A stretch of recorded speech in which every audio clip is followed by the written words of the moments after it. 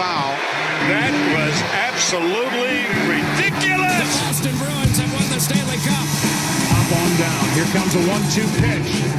Red Sox win the World Series. I don't know. It's tough. Tom's up there, man.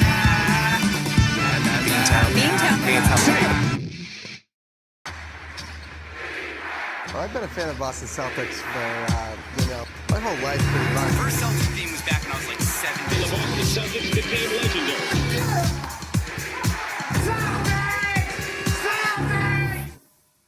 What's going on YouTube? It's boy Just Almeida here on YouTube and from Peace Out Takes back again with another video. And today we have reacted to what are the Celtics' long-term plans. You guys know what's been going on with this team as of recently. They signed a couple of free agents so far, both as of which are back end of the bench pieces. Both of them from the Minnesota Timberwolves. Very young players.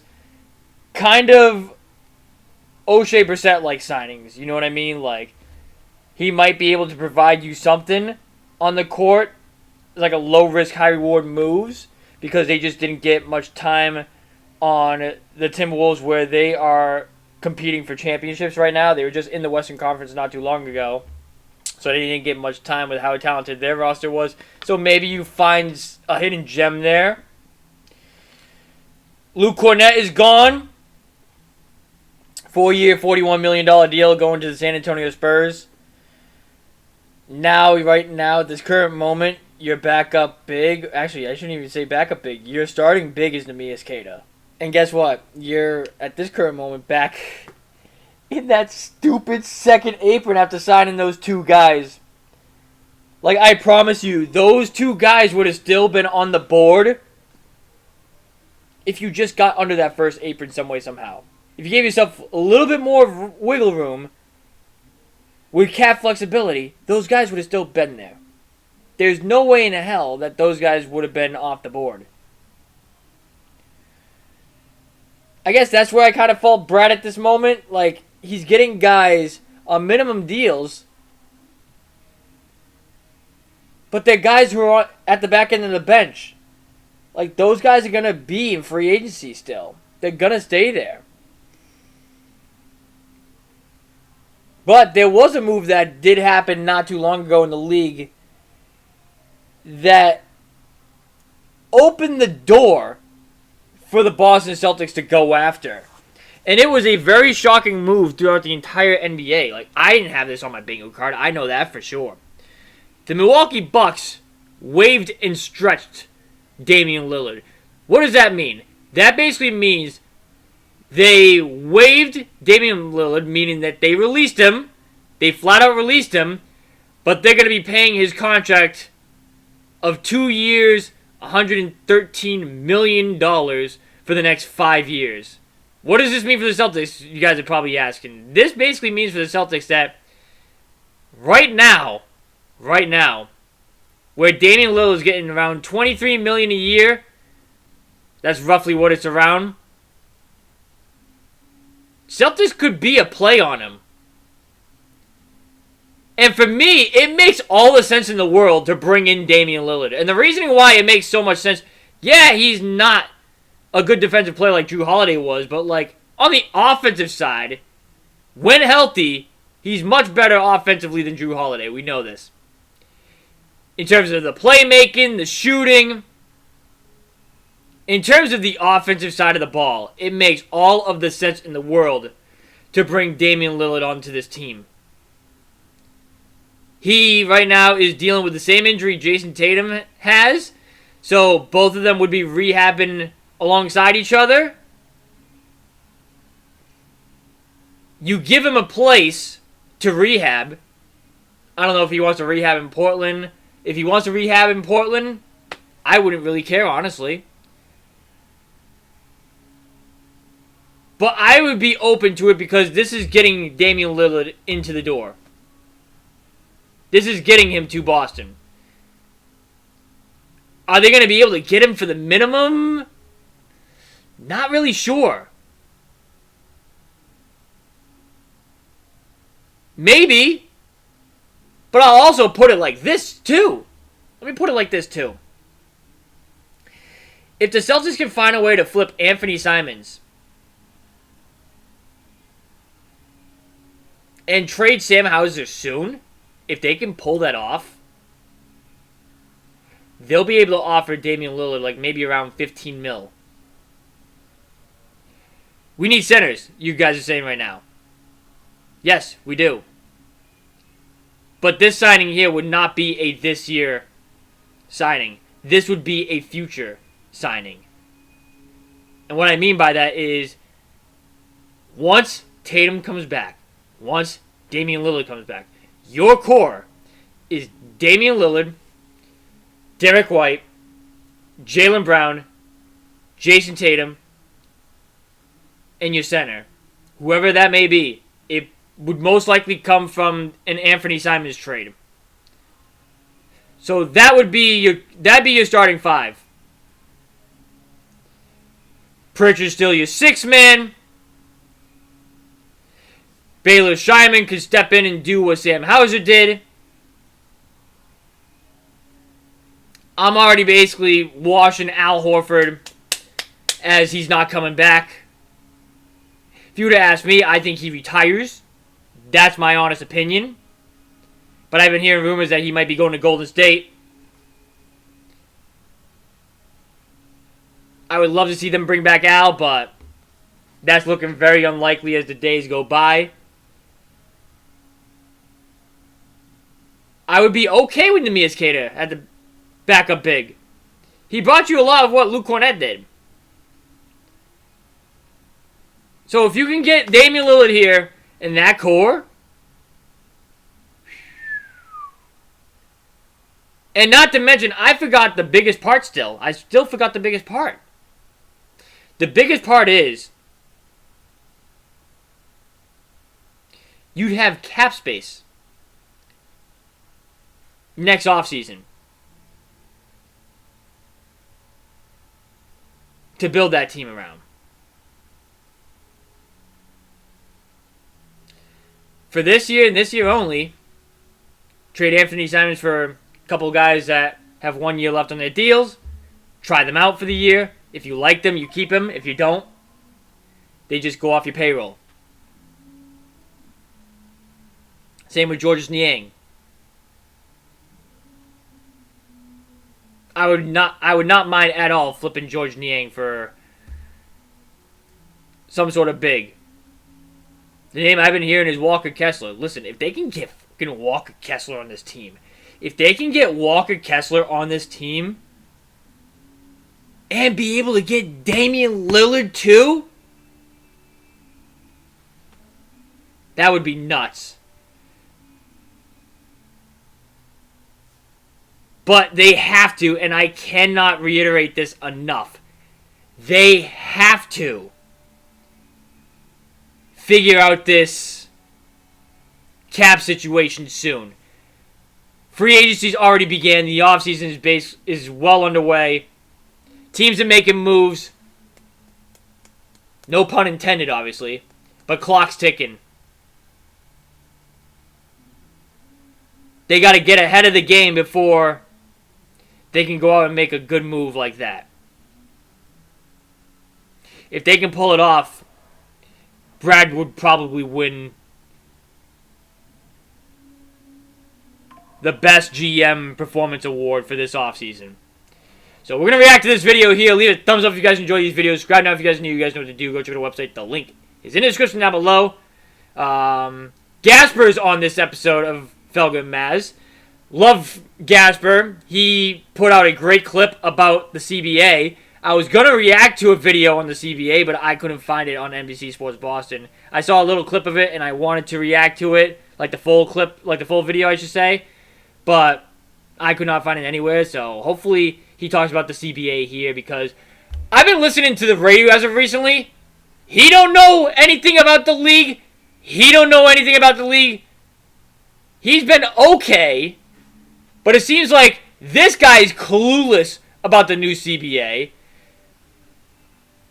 He's trying to understand it, but still, it comes off as looking bad for your radio show, that you're having problems understanding it. Like, I get it, it's difficult and everything else like that, But these guys are basically saying that the Celtics are cheaping out. That they do not want to pay the money.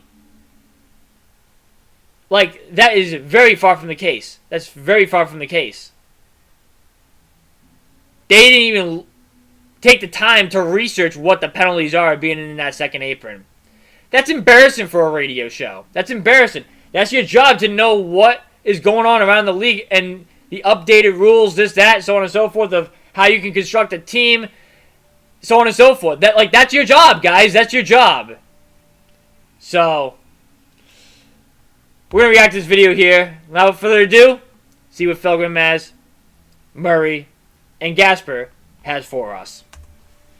At this stage, they got a lot of credit for regaining their quote-unquote flexibility. Do they really have it, and do you think they're done? Yes, they do have. I don't think they're done. They're not I don't done, think they're done here. but they I don't have think it. They're done adding to the team, and I also don't think that they're done trimming money at this point. I mean, you look at some of the reporting that is out there. Bobby Manning had the idea that obviously they're going to decline this J.D. Davison option coming up over the weekend, and that gets them really close to the first apron, getting below the first apron. They'd be within about $5 million. I think the plan here, depending on who they can get in terms of players, is to maybe even go all the way down below the actual luxury tax, so that now you have a chance, if you can do that in consecutive years, you can reset all the repeater taxes that start to click in when you're above the luxury tax, and then above the first apron, then above the second apron. And that's sort of what, did them in. Being above the second apron's not great, obviously, but it's like, $6.75 for every dollar you spend. But because they had the repeater tax, it went up to $8.75 for every dollar that they were spending, and that really necessitated some of these moves. So if you're not going to be a championship contender, and I know people look at the East and feel like it is weak and maybe it's there for the taking, I understand that, but I'm sorry. Even if you get out of the East, whoever you're facing in the West, if you don't have Jason Tatum, or you don't have the Jason Tatum we've seen before, you're probably not winning that series. And so the odds of getting there and winning a championship are not great. So if you approach it that way, it does make sense in this year, this sort of gap year for the Celtics, to try and get all the way under the 187.9 of just the regular luxury tax. So that's not second apron, that's not first apron, that's just the luxury tax. To get under that if you can. Okay, so Chris, getting under that number, again, not the apron, the actual tax number, which means being a non-tax team, would that have been a goal even if Tatum were healthy? No. Probably not. Right. That's my guess. I mean, probably not. If Tatum's healthy, with a player like Tatum, you probably feel like every year he's out there, you have a chance to compete for a championship if you put the right pieces on the team, and especially having Tatum and Brown. So I would guess that wouldn't be a goal if Tatum weren't down. But with him down, it sort of makes sense maybe to try and, while you're doing this recalibration, get below that, because then when he comes back, if you want to stretch yourself and you want to do some things to try and go for it again, it puts you in a more flexible position to do that financially, because you're not worried about the repeater tax. Now again, you have to do it twice. It's not just this year. That alone wouldn't wipe it out. But if you could do it this year and next year, which you might be able to do, it would make a lot of sense moving forward in terms of chasing more championships with Jason Tatum on the team. Sorry, so how do you do it? Yeah, I think what you would have to do is move on from either Anthony Simons or... 35 minutes ago, tweeted by Full Court Pass. Apparently, according to Adam Himmelsbach, he is a legitimate source. He's a blue check mark. 63,000 followers on Twitter. So he's a legitimate source. Says there is mutual interest between the Boston Celtics and Damian Lillard. So Damian Lillard has said that, I guess, that he's interested in going to Boston. That was tweeted 35 minutes ago. That's the update right now. Oh my god, if they could pull... Oh my god, that would be... I'm not even kidding you. That would be legit the funniest thing in the freaking world. Imagine you took not one, but two star point guards from the Milwaukee Bucks. We know how that went the first time around. Milwaukee basically gifted Boston a championship. Imagine if they gifted them another star point guard. Holy crap. Or Derek White. And if it were me, I would move on from Derek White. Not because Simons is a better player. I think he's a better scorer, but he's not a better player. I think Derek White has more value. And I think you'd be selling about as high as you possibly can on Derek White. And I know Celtics fans don't want to hear that. The issue I have with that take, Gasper, is that then you literally don't have any defense. You lose all your defense at that point. I get what you're saying in terms of the value aspect. I get that. For me, that doesn't make sense. That doesn't make sense to me. You're literally losing a two-way guard, one of the best two-way guards in the league, if not the best. No, I'm sorry, Gasper. I gotta disagree with that take. I think flipping Simons is the way to go. Even if you don't, obviously, the value isn't going to be as much as Derek White, obviously. But you got to be built. The three guys you got to be building around is Tatum, Brown, is White. That's your core. That is your core right now. And I'll even go as far as saying Pritchard. But White's value right now is probably as high as it's ever going to be. If they play this year without Jason Tatum and he's asked to be a number 2, he'll play well, but I think people will look at it and say, well, he's not really a number 2. There might be somebody out there now that can convince themselves that he can be a 2. So you're looking at the season he had, averaging 18 points per game. You're looking at his contract. He's making $28.1 million this year. That's a 3 years steal. Of term on that, plus a player option. He turns 31 in July, so he's a little older than maybe Celtics fans think.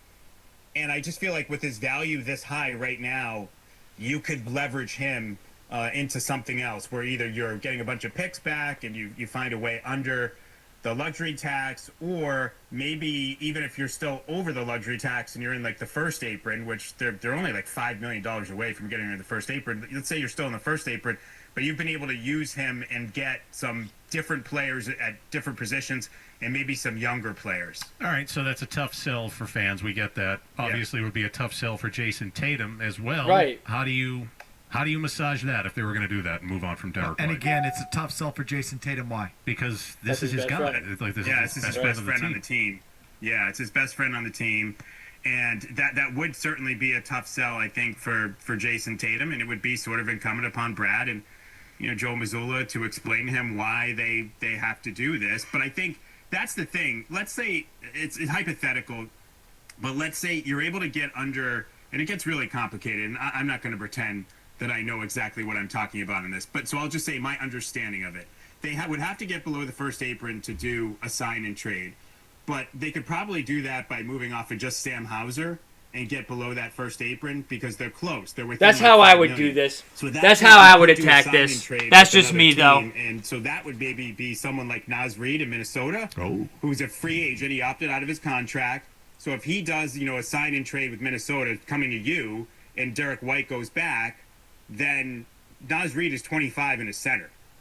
So that might be how you sell it to Jason Tatum. This was 5 days ago, by the way, so Mazz Reed is already under contract. This guy has a longer runway. Disclaimer on that. And this is a big that's going to help you in your career. Favorite of Drew Carter as well, Mazz Reed. Yes. He's a good player, though. I mean, I would take him. Chris, how do you feel about what they've done so far?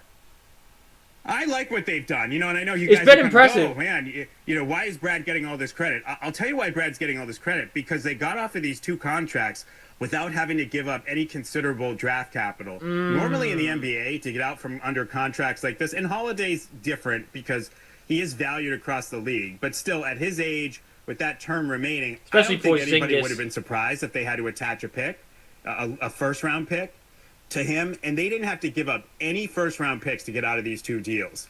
And that's why I think people are throwing plaudits at Stevens the way that they are, because he didn't have to give up the draft capital that can help them down the line in order to be able to send out these contracts. And that, more than anything, is what's impressive to me. I mean, getting Simons back is good.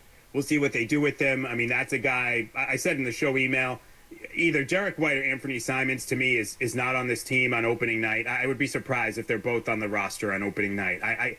I think that's tough given what they're I trying think to Simons accomplish. is the I think one one of out. those That's guys my opinion, though. has to go for cost cutting. Simons is the easier one to purposes. sell But the to fact that fans Brad was able and to to make these Jason signings Tatum is an and the asset core. that you could flip, so that's good. Didn't have to give up a first-round pick to move off a Holiday's contract. Didn't have to give up a first-round pick to get off of Porzingis' contract. That's why Brad is getting the credit that he's getting for these deals. Okay, that all may be true. He's getting the credit because he's a Celtics GM, and Green Teamers are going to. That all may be true. He's getting the credit because he's a Celtics GM, and Green Teamers are going to. What the fuck are you talking about, man? Support. Just tell me you don't know hoops without telling me you don't know hoops. Like, our backs this offseason was against the wall. For some reason, Felger, you don't understand that. You don't understand that the Celtics were in this situation. They were stuck. And they had to do the moves that they've done so far so they can revisit this window again very shortly. Here's what happened. I forget who I was talking to and who worded this exactly, but it's so true. The CBA boned the Celtics, but the Oklahoma City Thunder is getting good at the right time with the CBA.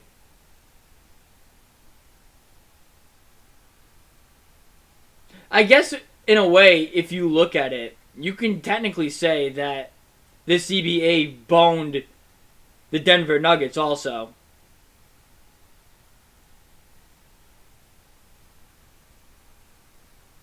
I'm not even putting Phoenix in that category. Phoenix did it to themselves by trying to get Bradley Beal on this team, and Washington laughed at them when they made the offer they did and was like, okay, yep, sure. Getting 3 ball-dominant guys on the same team, and none of them are really good playmaking. I shouldn't say none of them are good playmaking, but, like, playmaking is not their game. Moral of the story, you get what I'm saying. So I'm not even putting Phoenix in that list. The Celtics are the ones that really got screwed with the CBA. They are the biggest ones that got screwed. Hey, OKC might be facing this same situation next year. We're going to have to wait and see on that. But they're not out of the woods yet, though. Good job by the players and good job by the owners with this stupid CBA. Fair enough. Look at it and say, oh, this is pretty good maneuvering by Brad to not have to attach a pick to either of these guys and do what they're doing. Well, I don't think their contracts are all that bad. I mean, Porzingis is a expiring contract, right? It's 1 year left. No, he's got. No, you're right. You're right. No, he's he is. expiring. Yeah, He is. he's So that's expiring. actually like teams treat that as kind of valuable. Yeah. Like actually, Yeah. Can that's right. be. I mean, it can be valuable, but it's still, Look clogging at how up he ended some the of your year, cap space for a guy Felger. that might not really take the court that often. You don't know. He's injured all the time. So there was not a lot of cap space across the NBA this offseason. I mean, they got Brooklyn involved in that deal, and that certainly helped at the end of the day. But that's the thing. So, yeah, expiring contract, yes, that does have some value to it. But there's not a ton of cap space across the league. And now you got to carry this guy, at least for a little while. And you don't even know if he's going to be on the court, So that's – I mean, you're selling Porzingis really at a low, based on what his And they injury basically situation dumped was. his So salary, to not which have is to attach so a pick crucial. for someone to take him, I think is significant. Okay, so Gasper says, well, I'll just say we all agree that they haven't really accomplished what Steven spent so much time talking about the other night, which is flexibility. They still don't have it. They've set themselves up to have it, but again, if they sign Horford and Cornette, they're back in the second apron, back in all these taxes, and there goes the flexibility. So it's something still got to give for them truly to have the flexibility they're talking about. There's another step. And if he means capital F flexibility, it's not just first apron, it's all the luxury tax stuff. So it's going back below the cap. That's flexibility with the capital F. And if he's serious about it, then something has to give. I say Anthony Simons, and Derek White. One of those two is gone, and I've been saying Simons because it's just sort of an easier band. Wow, you actually have a W take? Is this real life? Yeah, this is real life. Oh my god, I never thought I would see the day that you actually have a W take here. Wow, it's been a minute since you've had a W take. But you have a W take? Bravo, dude. Wow, I'm really impressed today. Okay, no hate towards you today. Simons and Derek White. You get a round of applause today. One of those two is gone, and I've been saying Simons because it's just sort of an easier Band-Aid to pull, I think, for fans and the business and all of that. Chris, what is it when you say that they could get more for White? That totally makes sense to me. What do you think the likelihood is that what they will do? In other words, are they more likely to move White or move Simons? That's a good question. My guess would be Simons, just because I think, again, expiring contract, no history with the team, and they're going to want a haul for White. They're going to want real value for White. Whereas Simons, I'm not going to call it a salary dump, but I think that they would be more willing to take back, essentially 80 cents on the dollar for him than somebody like White, who is a real asset, a real part of their team.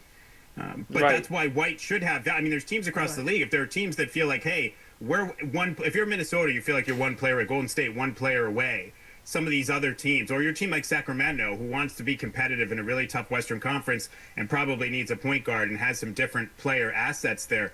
There might be somebody after free agency or at the outside of free agency who looks around and says, man, what we need isn't here. Derek White would really tip the balance for us, and somebody gets, I don't want to say they get stupid, but somebody gets desperate and is willing to give them a lot for Derek White. Okay, we'll take some Celtics calls with Chris. First, real quick, your thought on what Stevens had to say the other night about the Celtics' play style and what he saw in that Knicks series, and he sort of circled back to that again and talked about what he saw in the finals. And, I don't know if I tie that into the stuff we're hearing on NBC Sports Boston about the new thing in the NBA is cutting, according to Scal. Do you put all that together and say the Celtics are about to change the way they play? I don't think they're going to totally change the way they play, but I do think they'll moderate it somewhat and try and get more movement. It's interesting. I mean, we'll see if Amari Williams, he's going to probably be on a two-way if he even makes the team, but he is one of those guys, one of his best skills is passing, and you play him at the high post. Well, if you have a big man who plays at the high post and one of his best skills is passing, it's not standing at the high post and then throwing it backwards 10 feet to the three-point line. It's trying to hit cutters, guys that are running by him on either side behind him. So in order to take advantage of that, you have to cut. And I think Brad probably realizes they need more movement. And they do play a lot of 5 out. But if it's just, 5 guys standing around the arc, one guy with the ball, 4 guys standing around the arc, that gets easier to defend. They do need more movement and motion. I think they'll incorporate that, but I don't all of a sudden expect them to really, really drop down the number of three-pointers they take. I still think that's going to be their bread and butter. All right, so I'm trying to right now find the Celtics salary cap, like what their situation looks like right now, but like I do not see it on here because Bobby Marks decides not to post it for the Celtics side of it. I mean, he could have done it because Celtics made 2 signings. I want to know like where they're at right now. I think they're close to the second apron again. I'm not sure. If not, they're right there. I know that for sure. But, like, there is another move coming. I know that for a fact. I know for a fact that the Celtics are going to make another move.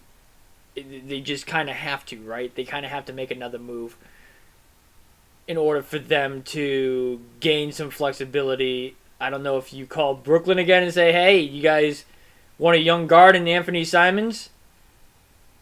Could definitely see that being a possibility.